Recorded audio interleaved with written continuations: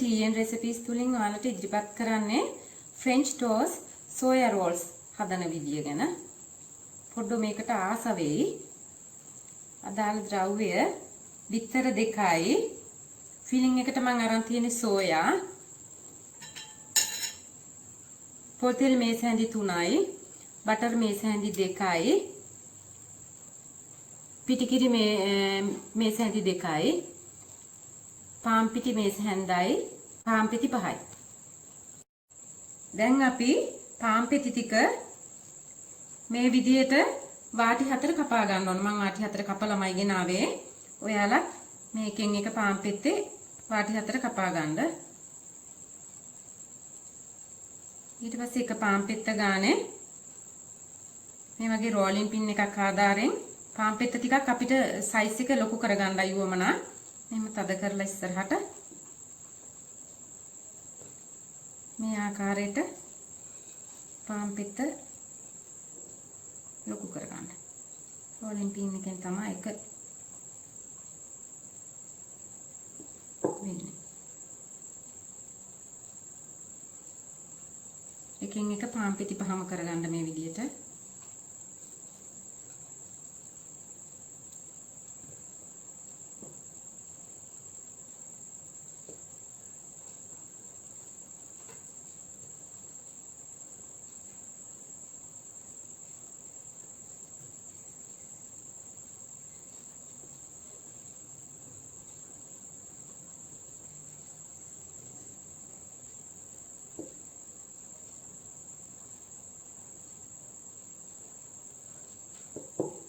මේ විදියට rolling pin එක මගින් ලොකු කරගත්ත පාන් පෙති ෆිල් කරගන්නයි යන්නේ.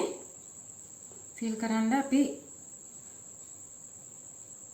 ඉස්සෙල්ලා බටර් චුට්ටක් මේ විදියට ගාන්න හැම පාන් පෙත්තකම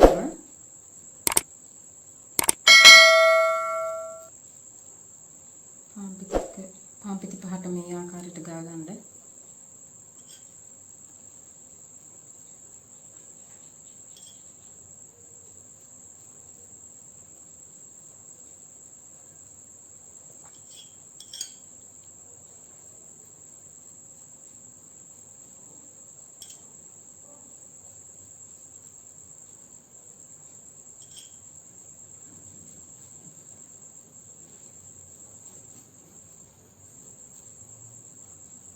මේ විදිහට බටර් ටික ගාගත්තට පස්සේ තමයි අපි හදාගත්ත පිරවුම දාන්නේ මේකට. පිරවුමට මම අද අරගෙන තියෙන්නේ සෝයා. මම සෝයා ගත්තට ඔයාලා මේ විදිහටම කරන්න උවමනා නැහැ. ඔයාලට පුළුවන් මේ ෆිලිං එකට සොසේජ් දාන්න පුළුවන්. නැත්නම් මස් මොනා හරි රෝල්ස් හදන්න ගද්දි දාන ඕනම පිරවුමක් මේකට කරගන්න පුළුවන්. සෝයා හදනවා නම් මම මේ සෝයා තම්බල පුංචි කෑලි වලට කපලා අදාළ මේ 3-5 ද්‍රව්‍ය දාලා තමයි තෙලට හලලා අරගෙන තියෙන්නේ. තව දෙයක් මතක් කරන්න ඕන සෝයා මේ සොසේජස් දානවා නම් ඔයාලා විනාඩි 10ක් විතර තම්බලා ඒක මේ ලන්ච් ෂීට් එකක තියාගන්න ඕනේ තෙත මාතු කරගන්න. දැන් මේ විදිහට ගාගත්ත බටර් ගාගත්ත පාන් පිටක් අරගෙන ඒක උඩින් අපි හදාගත්ත මේ සෝයා තෙලුම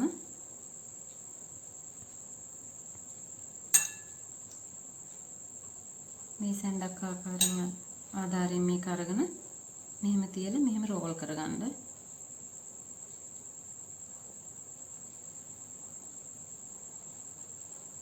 අපිට එජ් එක පුළුවන් වුණා වතුර ටිකක් ගාලා හරි. එහෙනම් මෙතන බටර් තියෙන හින්දා ඇලෙනවා. ඇලුනේ නෑ වගේ කියලා ඔයාලට හිතෙනවා නම් වතුර චුට්ටක් ගාලා සීට් කරගන්නත් පුළුවන්.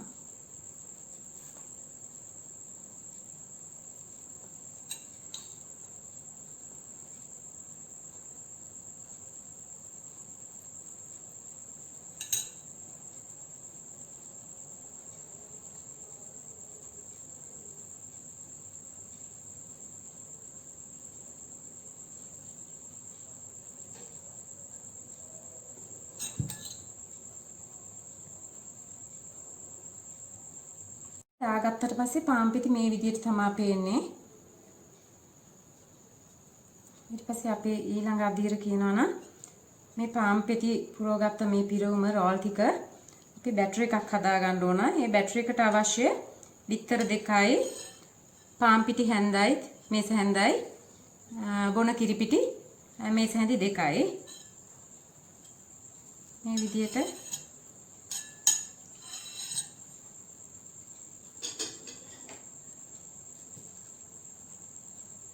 බිත්තර වලටම පාම් පිටි ටිකයි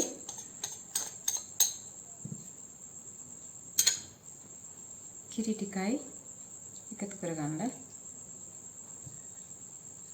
මේ තුනම එකතු කරලා හොඳට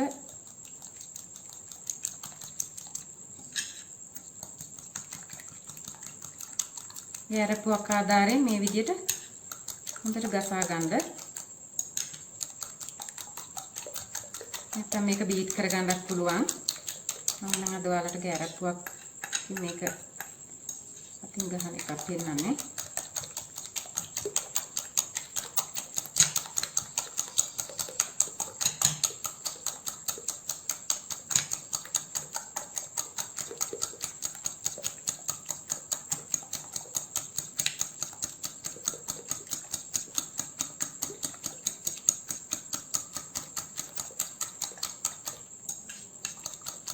මේ වගේ කෑම හදද්දී ඔයාලා පොඩ්ඩක්වත් බය වෙන්න උවමනා නැහැ. හරිම සරලයි. ඉවසීම තමයි වැදගත් වෙන්නේ මෙතනදී.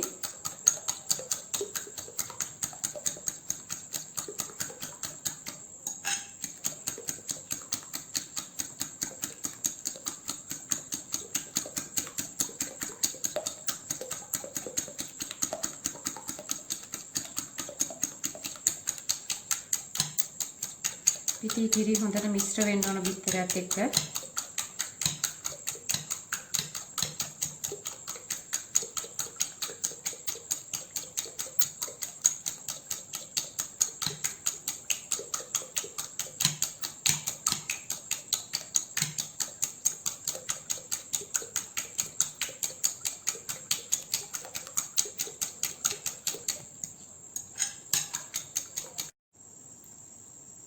දැන් අපේ අවසාන අදියර රෝල් එකේ බෙද ගන්නයි තියෙන්නේ.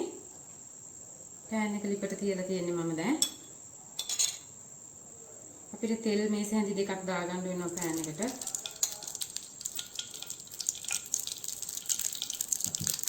මම පෑන් එක වටේට තෙල් ටික දාලා තියාගන්න.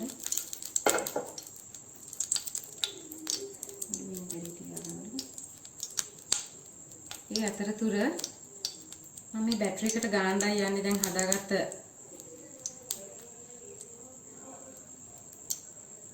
රෝල් එක. වැඩි වෙලා ඒකේ තියන්නේ නැහැ. ගෙන්න.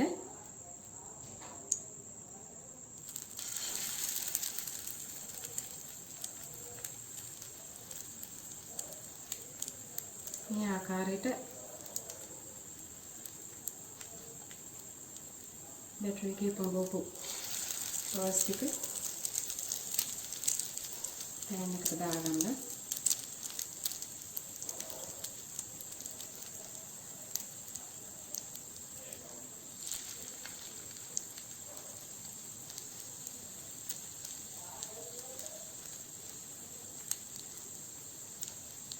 දැන් ඔයාලට පේනවා ඇති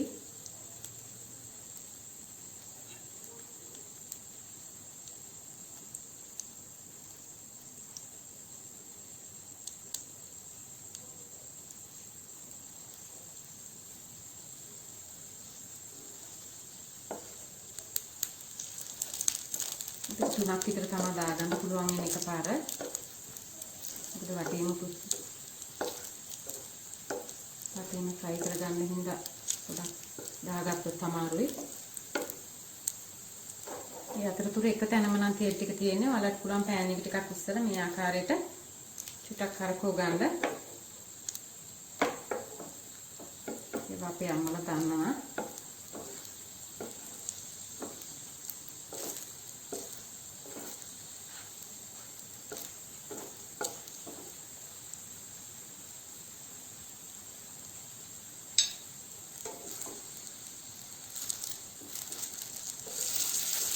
ආකාරයට අනිත් පැත්ත හරව ගන්න.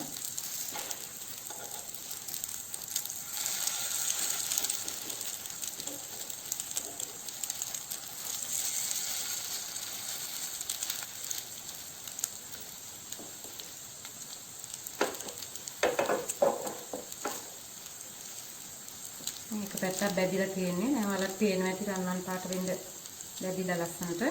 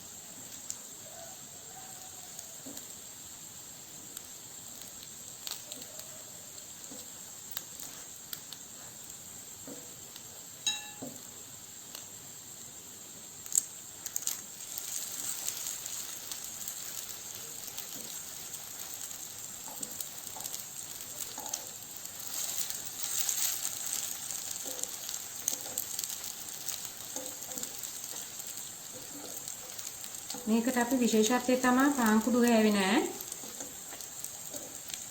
මොකද ගැඹුරු තෙලේ නෙමෙයි මේක ෆ්‍රයි කරන්නේ.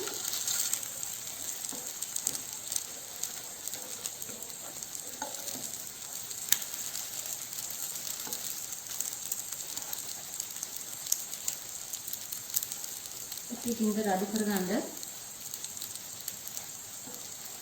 අපි ඉච්චෙන් බලයි.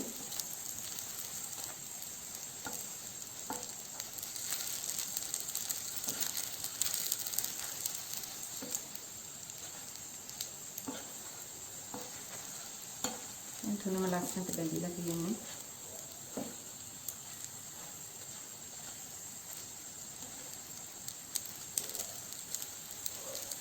ඒත් අපි දෙන්න බැලිචේ වගන්න යන්නේ.